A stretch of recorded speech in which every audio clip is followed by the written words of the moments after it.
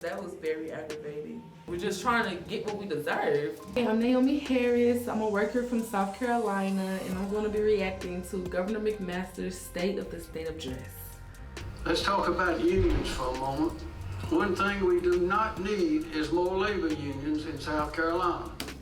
I'll put pause on there, because the one thing that we do need is more unions in the South. According to a recent poll, 66% of all South Carolina likely 2024 voters approve of unions. This includes 87% of Black men, 87% of voters of color, 81% of Black voters, 73% of millennial voters, and 72% of Gen Z voters, who all approve of unions. And according to this same poll, 62% of the respondents are dissatisfied with South Carolina's minimum wage of $7.25. These jobs think that they can treat us any kind of way and that they can just get away with it, and it's not right, which is why you need a union, so that way your union can teach you your rights on your job.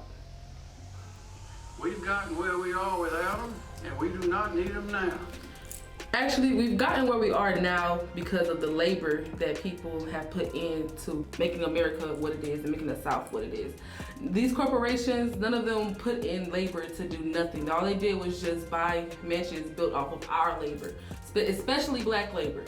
We are the ones in these jobs, flipping burgers, making fries, dealing with customers' nasty attitudes, putting our lives literally at risk every single day for these penniless jobs, for people like him that feel like we don't deserve for someone to have our back and for us to speak up and speak out about what's wrong and what's right. We are a right-to-work state. We have the lowest union membership in the country. We have worked hard and carefully through education, training, and business recruitment to earn our record prosperity. They ain't earned nothing. The only people who earn something is the working class. They took it from the working class. They haven't earned nothing. If it was not for people that work at McDonald's, working as a caregiver, being nurses, if all of us that are essential workers just stop doing our job, the whole South will crumble. However, our prosperity and that of generations of South Carolinians to come face a clear and present danger from the big labor unions. They have crippled and distorted the progress and prosperity of industries and cities in other states. So he's saying that the union is gonna make everything worse, but it actually makes it better. For example, I went on strike at my pizza. My manager was discriminatory against us. He was extremely homophobic. And that makes us extremely uncomfortable, and you're just saying derogatory things to us. But when we go on strike and do something about it, now you done lost your job and we done got a raise from it. I feel like the union is helping us fix the damage that the corporations are doing to us. And now their membership is at an all-time low and failing. So now they're looking at us and other booming southeastern states, none of which want or need a labor union. So one thing with the South, when they know that they're wrong, they try to keep us there. They did the same thing with slavery. The North changed. The North has all types of unions. And guess what? The North lives better than the South does. California and all the other states, like 22 other states, just made the minimum wage go to like $15. And the South is still stuck at $7.25, $2.13 if you're a tipped worker. The North has it going on because of the unions. The North has been booming because the unions have made it that way. If everybody just stop what they're doing and just sign up with a union in the South, we could be living like the North. We could be living way better than what we are now. But everybody needs to speak up and stop listening to people like Governor McMaster. Go out and vote. Stop voting for people like him. Because he's trying to keep us at the bottom, and that's not it. The South has been at the bottom for too long. It's time for the South to come up. The South has something to say. It's time to stand up.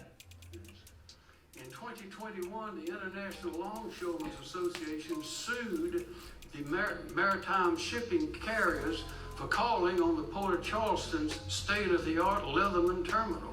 Over the past 2.5 years, what started as a secondary boycott to force the state ports authority to cede long-held state jobs to union labor has devolved into a broader threat to our current and future prosperity.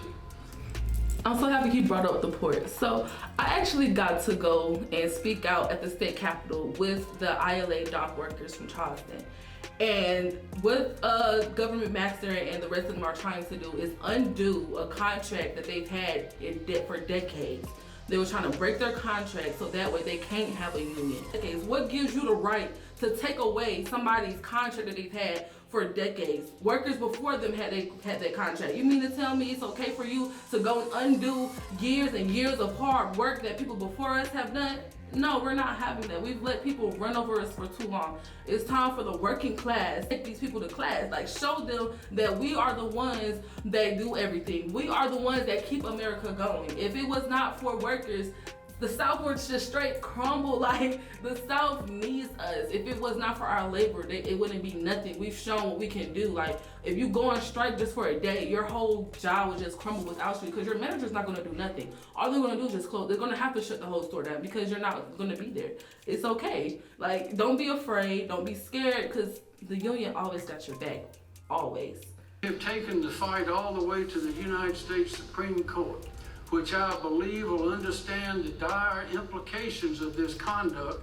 All in the same clip, he's saying how bad unions are, but yet he's having to go through all these different processes and going to all these different courts just to try and break somebody's contract and take unions away. If somebody's trying that hard to just get rid of something, it cannot be bad. He's scared because they know we have power in numbers. If the whole working class in the South stands up and fight back, they won't have a choice but to listen to us at all. Like, change the South, change the whole nation. Next thing you know, the whole nation gonna be following behind unions. Desperately need unions in the South. It's not a flex that the South has the lowest union rate. That's not a flex. That's embarrassing. That is sad. That's pitiful. That is not okay at all. Our thriving hospitality and tourism industry along our coast now finds itself a target too. It seems that no business or employee in South Carolina is safe from the disingenuous campaigns and destructive impacts of union infiltration. No one. Unions are not infiltrating anything. Again, I keep saying it. If it was not for us, these people won't have anything at all. They wouldn't have a yacht. They wouldn't have a house. They wouldn't have a car. They wouldn't have nothing to their name without our labor. They treat us like dogs. Let customers come in, treat us like dogs. Waffle House workers, our lives getting threatened. I got about to get shot over hash browns for no reason. $3 hash browns at that. You think they cared about that? Do you think that they care about that we get beat up? Do they think that they care about the Waffle House workers that have PTSD from all the shootings? They don't care. As long as you keep flipping them burgers and making them waffles and making them eggs, that's all they care about. They don't care about how we live in and how we feel. They don't care if you gotta go home to a rundown apartment with your 3 kids. They don't care if your government assistance is to help you. They don't care if you can't get food stamps. They don't care about where you sleep at. It's a lot of McDonald's workers that literally sleep outside by the dumpsters. It's people that sleep in the hotels but have jobs. How are you homeless with a job? They not homeless and they don't work at all. They probably ain't worked a day in their life, but they not homeless. But we working, putting in 40 hours, 50 hours, 60 hours, begging for hours, and we can't even get that. But they want to hire people. They want to keep hiring people. They want to have a high turnover rate, but y'all don't even want to pay us what we're worth.